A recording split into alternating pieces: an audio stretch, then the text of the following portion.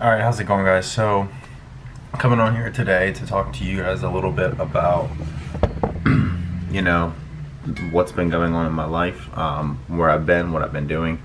So, currently I'm living in Cincinnati, Oakley, Cincinnati. So, we moved here about 5 or 6 weeks ago. My girlfriend's going to grad school at Xavier down here in Cincinnati, and my grad school is going to be online through Cal U. So with that being said, we thought it was the best opportunity to move down here and actually live together for the first time, like actually living together, because we were living together in Columbus, but I was just kind of staying with her. But down here we're actually, doing the whole thing together. So that's where I'm living. Finished up my undergrad at Cal U, so yippee skippy. But moving forward, the goal right now is I have a few months until grad school starts, which is December.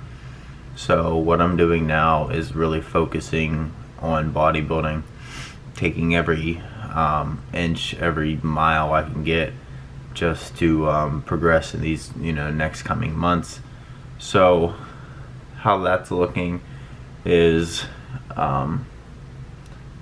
like my days, I typically get up at 7 a.m. I'm eating by 7:30, and then eating again by like 9:45. I'm at the gym by 11. I train until about 12:30, 12:45, sometimes 1, and then come home, get ready for work, go to work at 2, work until 10, and that's Monday through Friday. So yeah, that's that. A little bit of talk about diet and training moving forward from here. I've just come off what I thought was going to be a 4 to 6 week mini cut.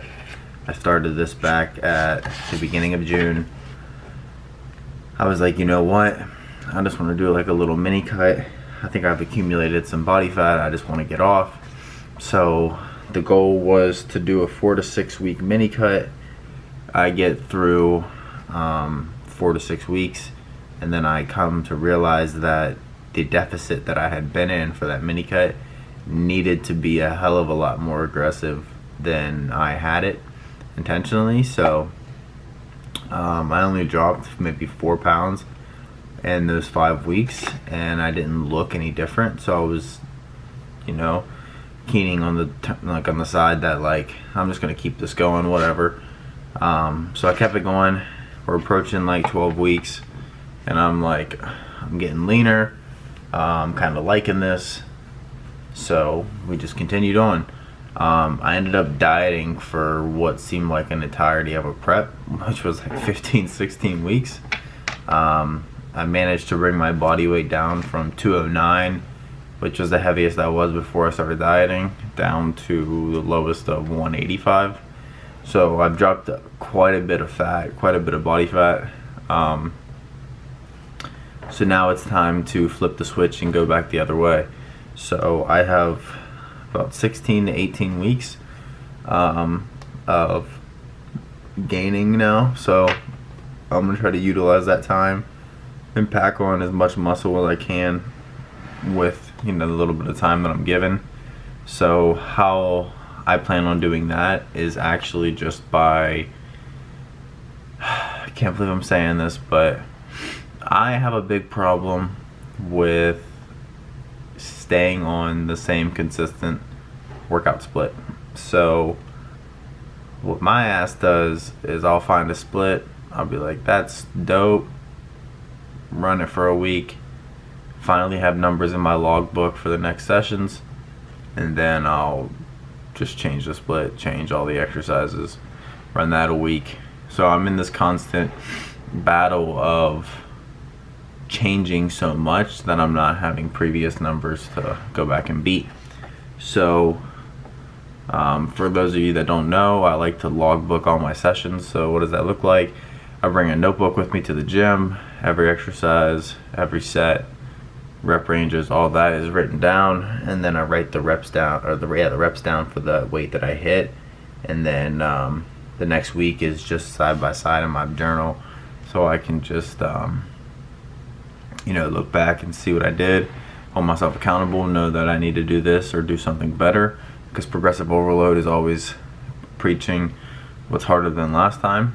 So, and then it's also why I record some of my videos of me exercising, or like not exercising, but like doing the exercises and posting them on my Instagram.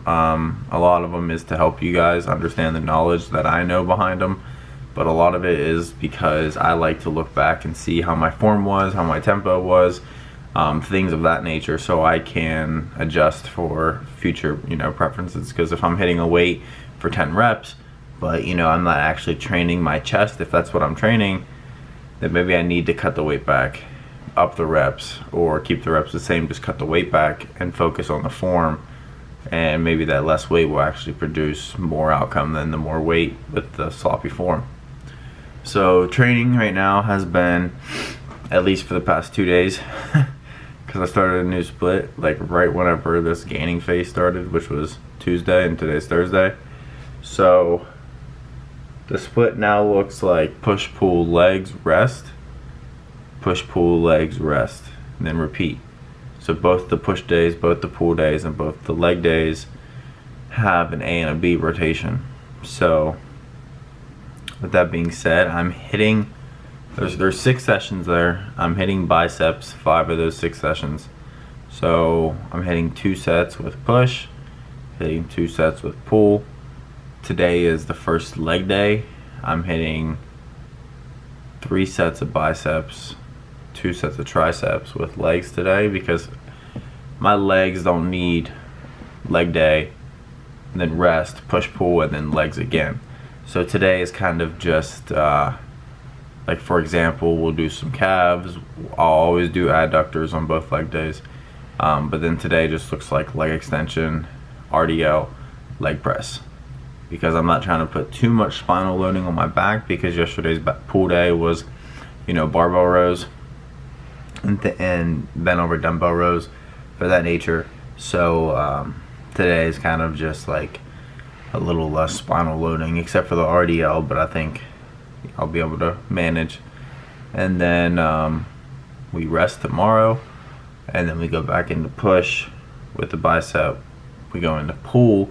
This pull day is less spinal loading, so it's all like pull downs and pull ups, and then 3 exercises of biceps, and then I move into the big nasty leg day, which is strictly legs, no biceps, no arms, no nothing.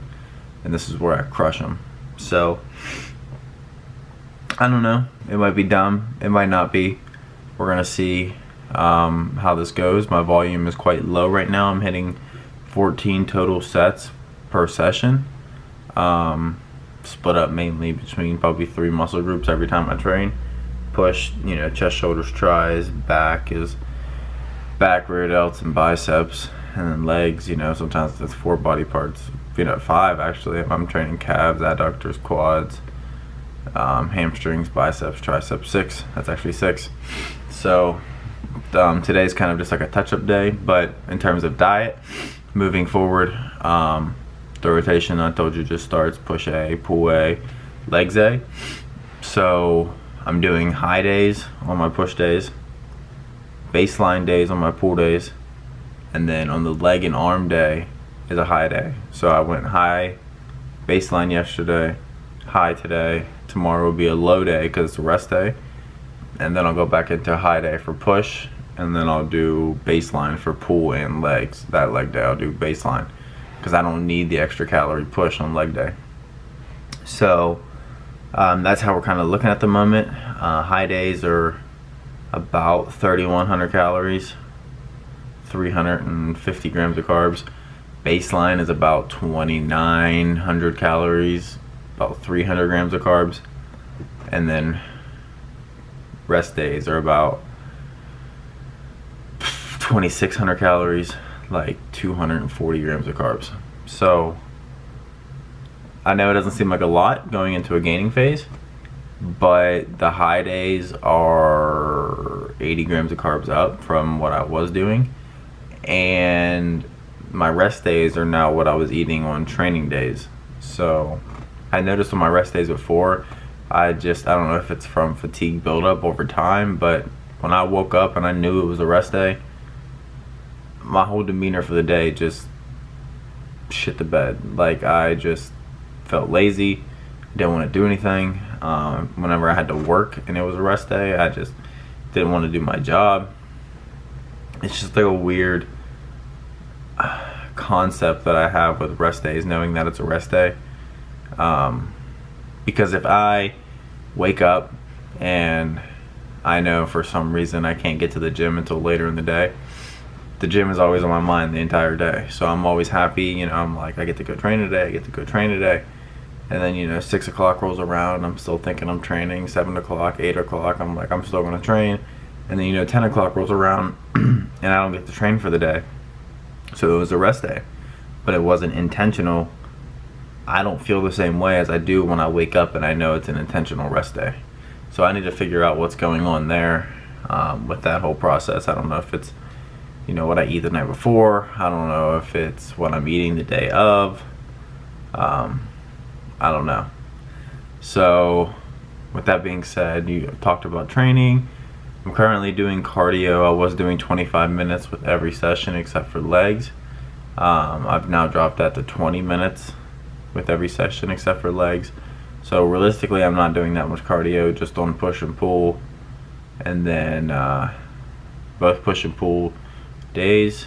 And then probably do cardio tomorrow's rest day because it's not that taxing on the legs today. Maybe it is, I don't know.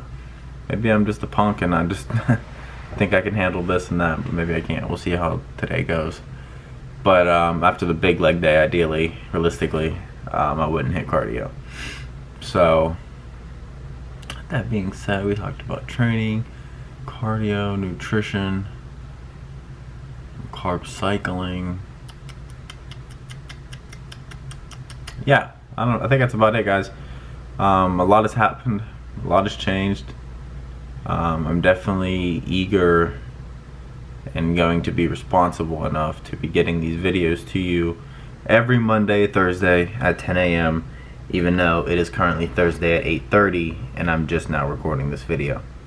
So I'm gonna hurry up and hop on my laptop and get this uploaded for you. I promise I'm not slacking. I promise time got away from me. But with that being said, guys, I posted on my Instagram. Actually, I'll show you guys exactly what I posted. I just made a list of why is that playing? I just made, what the hell? Instagram is just wacky. I just posted a picture yesterday that I was going to be the videos I'm going to be covering next. So just to throw this up here for you, if you can read this, the next videos in order will be nutrition setup, split setup, exercise selection, recovery, and then a day in the life. This one will be more exciting because I'll be eating more food. Somewhere in there I need to incorporate deloads because I myself will be taking a deload probably next rotation.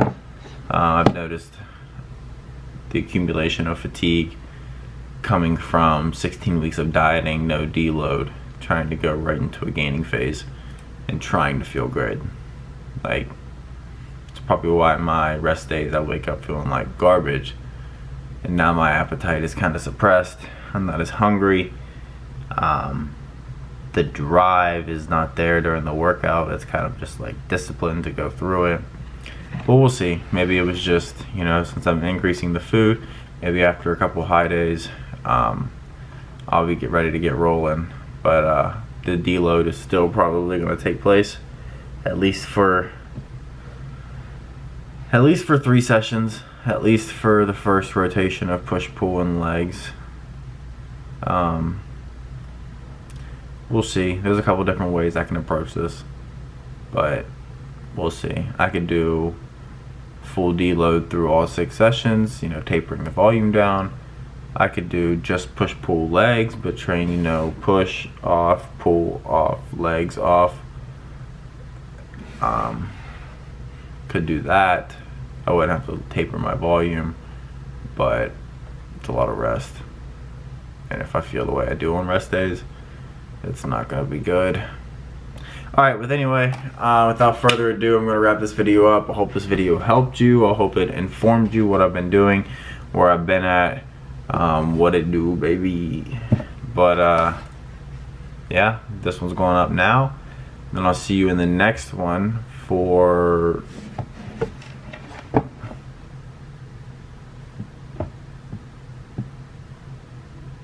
nutrition setup. I already forgot. But yeah, we'll just be detailing and breaking down how I set up macros and meal plans for clients. Me, myself, and I. Coming out of a diet phase, going into a gaining phase, coming out of a gaining phase, going into a diet phase, coming out of both, going into a recovery phase, coming out of recovery phase, going into either one. So, without further ado, I will see you in the next one.